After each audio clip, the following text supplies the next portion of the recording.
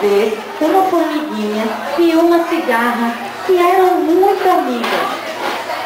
Durante todo o outono, a formiguinha trabalhou sem parar, a fim de armazenar comida para o período de inverno. Não aproveitou nada do sol, da brisa suave do fim da tarde, dos lindos pôr do sol do outono, nem da conversa com as amigas. Só vivia para o trabalho. Enquanto isso, a cigarra não desperdiçou um minuto sequer.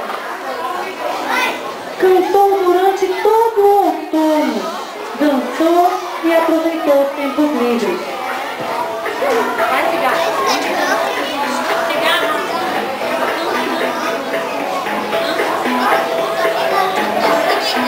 Sem se preocupar muito com o inverno que estava chegando.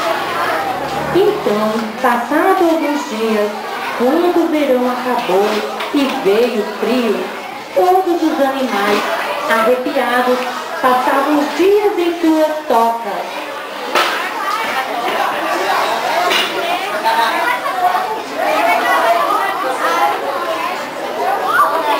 A cigarra, em seu galinho seco, quase morta de frio e fome, decidiu pedir ajuda às formigas.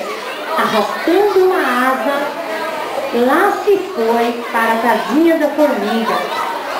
Bateu na porta e apareceu a formiga para atendê-la.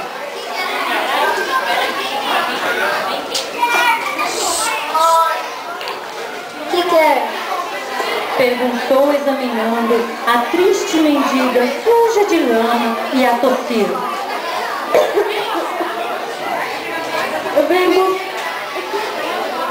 Eu vim buscar de ajuda, estou com muita fome e frio. E o que fez durante o bom tempo que não construiu sua casa? Eu cantava, sabe? Ah, então era você que cantava enquanto nós trabalhávamos para armazenar comida? É, era eu mesmo. Pois então, entre amigas. E aqui terá cama e mesa durante todo o meu tempo. A cigarra entrou e sarou da tosse. Voltou a ser a alegre cantora dos dias de sol.